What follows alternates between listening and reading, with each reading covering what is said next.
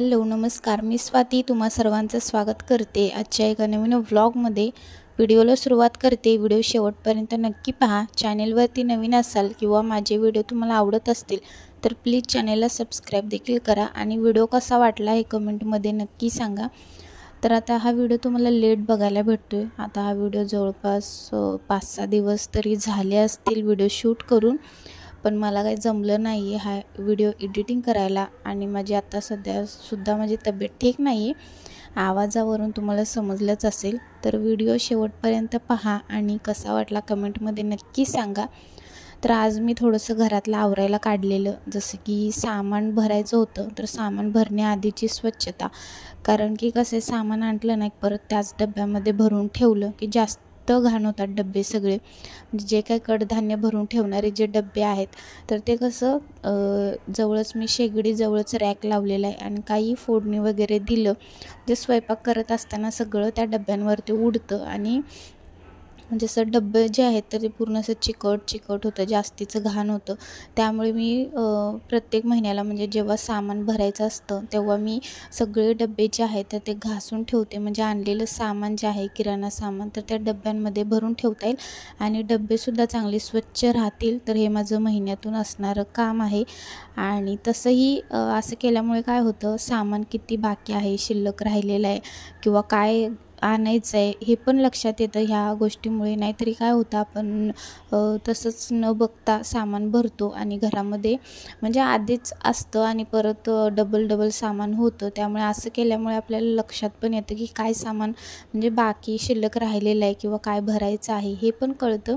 तर कडधान्य आम्ही तरी जास्त काही खात नाही, तरीसुद्धा कधीतरी एमर्जन्सी म्हणजे डब्याला भाजी वगैरे नसली तर असावं, त्यामुळे मग मी कडधान्य भरत असते। तसंही जास्त कडधान्य आम्ही खात नाही तर त्यामुळे उरतंच प्रत्येक वेळी। कधी तरी किडे पण लागतात तर टाकून द्यावं लागतं, कारण की जास्त खात नसल्यामुळे असं होतं। तरीसुद्धा मी भरते थोडं जास्त नाही भरत, कारण की ते संपत नाही आणि थोडं भरते, कारण की कधी तरी ना फक्त मटकी आणि डाळी तेवढी लागतं आम्हाला। बाकीचे जे कडधान्य असतील तर ते इतकं जास्त नाही खात। कधीतरी डब्याला भाजी हे नसली तर मग मी कधीतरी कडधान्य भिजत घालते आणि मग ते डब्याला बनवून देत असते, त्यामुळे मग भरत असते। इथे सगळे जे काही थोडंसं कडधान्य होतं डब्यांमध्ये ते सगळं काढून घेतलं मी, छोट्या भांड्यांमध्ये काढलं आणि आता शेगडीच्या जवळच तो रॅक आहे, त्याच्यामुळे काय होतं सगळं फोडणी दिलेलं त्याच्यावरती उडतं आणि एवढं चिकट होतं ना की ते घासायला इतका जोर लावून घासायला लागतं किंवा हात पण दुखतात कधी तरी, त्यामुळे मग नको वाटतं। त्यामुळे मी एक साईडला ना टोपामध्ये पाणी गरम करायला ठेवले आणि लगेच डबा भरायला घेतला। आज मी छोले बनवले होते, मस्त अशी छोले चपाती बनवली होती डब्यासाठी, तर त्यांचा डब्बा भरून दिला आणि त्यानंतरच मग मी माझं बाकीचं आवरायला घेतलं। पहिले घरातली सगळी कामं झाली ना की मग अगदी रिलॅक्स वाटतं, कारण की मग ही घरातली एक्स्ट्राची कामं असतील ना मग आवरायला काही वाटत नाही। आणि कारण की मग घरातलंच ठेवायचं आणि पहिले हे आवरायचं म्हटलं ना मग घरातली कामं बाजूला राहतात आणि हेच आवरून घ्यायचं असं होतं। तर आज मला भरपूर कामं अशी होती आणि मध्येच एक पार्सल पण आलेलं, तर ते मी पहिले चेक केलं। तर मी ते मागवलेलं साडीचा कवर आता कपाटमध्ये ना कपडे एवढे विस्कटलेत आणि एवढे सगळे विस्कटलेत आणि ठेवायला पण जागा नाही असं झालेलं आहे। तर म्हटलं साडी कवर मागवू, तर हे मी मिशोवरून मागवलेलं आहे। ह्याच्यामध्ये आपण ड्रेस, साड्या सगळे कपडे व्यवस्थित अगदी छान बसतात। तर मी मागवलेलं, पण ह्याची साईज ना एकदम लहान आली होती, त्याच्यामध्ये एक साडी अशी व्यवस्थित बसलीसुद्धा नसती। त्यामुळे मग मी हे बघितलं, बाकी क्वालिटी छान होती, कपडा चांगला होता, म्हणजे असं कपड्याचं मागवलेलं मी आणि मिशोवरून 12 सेट होते ते, पण छान होतं, क्वालिटी वगैरे चांगली होती। पण मला साईजमुळे नाही आवडलं, मला वाटलं मोठी साईज येईल असं वाटलेलं, पण साईज खूपच लहान आहे। त्याच्यामध्ये साडी बसली पाहिजे, म्हणजे आता आपल्या सिम्पल ज्या डेली वेअरच्या असतात तशा खरं सांगायचं तर माझ्याकडे साड्या कमीच आहेत आणि जास्त हेवीवाल्या साड्या ह्याच्यामध्ये बसल्या नसत्या। अशी मोठी घडी करून आपण ठेवतो ना तशी बसली नसती, कारण साईज खूपच लहान होती त्याची। त्यामुळे मग मी ते रिटर्न केलं नंतर मग मी दुसरं मागवलं, थोडी मोठी साईजमध्ये मी मागवलं. म्हणजे अशा आपल्या हेवी साड्या असतील, पूर्ण अशी खड्यांची डिझाईन अशी साड्या असतील ना, तर त्यासुद्धा त्याच्यामध्ये अगदी व्यवस्थित बसल्या पाहिजेत, घडी व्यवस्थित बसली पाहिजे. त्याच्यामुळे मग मी ते रिटर्न केलं आणि दुसरं मागवलं. आणि ते झालं. त्यानंतर मग लगेच मी बाकीचं उरलेलं काम आवरायला घेतलं. पहिले तर ना मी गरम पाणी केलं एका टोपामध्ये आणि त्याच्यामध्ये जे काय सगळं म्हणजे तेलाची किटली जी आहे तर ती एवढी तेलकट झाली होती ना, तसंही मी तेल संपलं ना किटलीतलं तर घासते आणि नंतरच तेल दुसरं काढते. तरीसुद्धा इतकी तेलकट झाली होती ना किटली आणि ते काय घासताना होणार नव्हतं. त्याच्यामुळे मग मी काय केलं, म्हणजे पहिले तरी गरम पाणी केलं आणि त्याच्यामध्ये मग मी थोडंसं हे टाकलं, म्हणजे सर्फ एक्सेल पावडर आहे ना, तर ती टाकली. कारण की आणि त्याच्यानंतर मग मी किटली त्याच्यामध्ये थोड्या वेळासाठी ठेवली. म्हणजे बाकीचं जे डब्बे जे आहेत तर ते घासेपर्यंत किटली चांगली म्हणजे तेलकटपणा जो आहे तर तो म्हणजे मला घासायला सोपं पडेल, त्यामुळे तसं केलं मी. आणि बाकीचे जे डब्यांचे झाकण जे आहे तर प्लॅस्टिकचे, माझ्याकडे सगळे प्लॅस्टिकचेच डबे आहेत. तेही मी ऑनलाईनच मागवलेले आहेत एकसारखे. आणि जे काय थोडे असतील 2-3 म्हणजे 3 सेट असतात, तर तो एक डीमार्टमधून, स्टीलचे 2 आहेत तर ते पण मी डीमार्टमधूनच घेतले. बाकीचे जे आहेत तर ते सगळे मी ऑनलाईन एकसारखे जे आहेत त्याच्यामध्ये बरोबर अर्धा किलो बसतं. त्यामुळे मग मी ते अर्धा किलो बरोबर त्याच्यामध्ये अर्धा किलो बसतं असं मी ते ऑनलाईन मागवले फ्लिपकार्टवरून. आणि ते सगळे जे आहेत ना, म्हणजे बाकीचे जे होते एवढे जास्त चिकट झालेले जे झाकण होते ना, तर तेही मी गरम पाण्यामध्ये भिजत ठेवलेलं. म्हणजे कसं मला घासायला सोपं पडेल. एकतरी सगळं स्वच्छ करायचं, घासायचं म्हटलं ना की हात दुखायला नको. त्यामुळे मग मी जे काही जास्त तेलकट झालेलं ते सगळं मी गरम पाण्यामध्ये ठेवलेलं, म्हणजे जे चिकटपणा आहे तो मला घासायला सोपं पडेल. आणि त्यानंतर मग मी थोडीशी साफसफाई करायला घेतली. तर आता हे जे आहे तर घरातल्या वस्तू ज्या आहेत तर त्या आठवड्यातून एकदा पुसल्या ना की जास्त घाण होत नाही, दिसताना चांगलं दिसतं.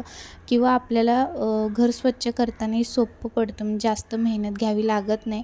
तसंही मी बऱ्याचदा माझं रुटीन शेअर केलं. मी महिन्यातून एकदा पूर्ण घर स्वच्छ करते.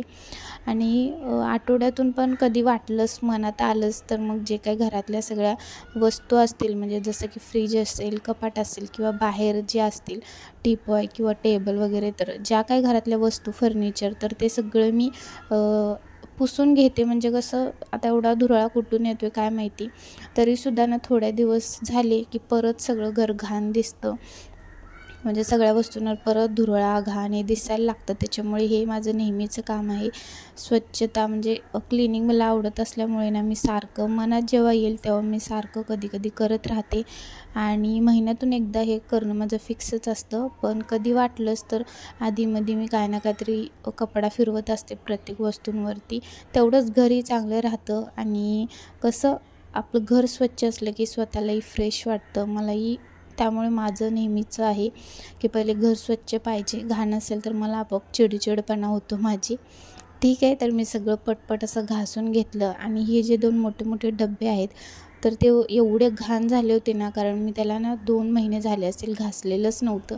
कारण आता ते डबे कसे पहिले खाली असायचे ना, त्यामुळे मला घासायला घेत होते मी सारखी. म्हणजे कसं जेव्हा घर स्वच्छ भांडी घासायला घेतली तेव्हा घासायची.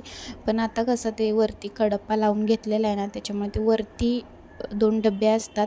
आणि त्याच्यामध्ये कसं तिखट म्हणजे चटणी जी आहे तर ती त्याच्यामध्ये भरून ठेवलेली असते. त्यामुळे आणि ती वरती असते, त्यामुळे हात पण माझा इतक्या वरती जात नाही. किचन कट्ट्यावरती चढून ते काढावं लागतं. आणि वरती चढून काढायचं म्हटलं की मला भीती वाटते. त्यामुळे ते डबे ना 2 महिने झाले असतील घासलेच नव्हते. आणि इतकं चिकट चिकट ना, म्हणजे त्याचं झाकण पूर्ण घाण झालेलं. तर मी सकाळीच ते त्यांच्याकडून डबे काढून घेतले होते. कारण वरती ठेवल्यामुळे ना ते इतकं लक्षात राहायचं नाही घासायचं आणि तसंच राहून जायचं. त्यामुळे 2 महिने तसेच झाले होते आणि इतका धुरळा बसलेला, घाण बसलेली. त्यामुळे म्हटलं तेही घासून ठेवू. तर सगळे मी डबे जे आहेत तर ते घासून घेतले. आणि गरम पाण्यामध्ये किटली भिजत ठेवली होती, त्यामुळे मला घासायला सोपी पडली. म्हणजे कसं तेलकट सगळं झालेलं ना, त्यामुळे मला गरम पाण्यात भिजत ठेवलं आणि बाकीचं आवरून घेतलं पटपट. तोपर्यंत किटलीसुद्धा म्हणजे चिकटपणा जो आहे तर तो घासायला मला सोपं पडलं. सगळं आवरून घेतलं किचनमधलं, म्हणजे हे सगळे भांडी जे आहेत तर ते घासून घेतले डबे. आणि असे बाहेर फॅन खाली ठेवले. त्यानंतर मग मी कांदे आणले होते तर ते साफ करून घेतले. म्हणजे कसं टेम्पो इथे येतो आणि तिथून कसं टेम्पोला 100 रुपयाला 4 किलो म्हणजे जसे कांदे महाग होतील त्यानुसार कधी 4 किलो 3 किलो 2.5 किलो असे 100 रुपयाला मिळतं. म्हणजे जसे कांदे महाग होतील स्वस्त होतील त्यानुसार मिळतं. तर मग लसूण पण आणलेला आणि कांदे पण आणले होते. तर मग ते मी साफ करून ठेवत होते.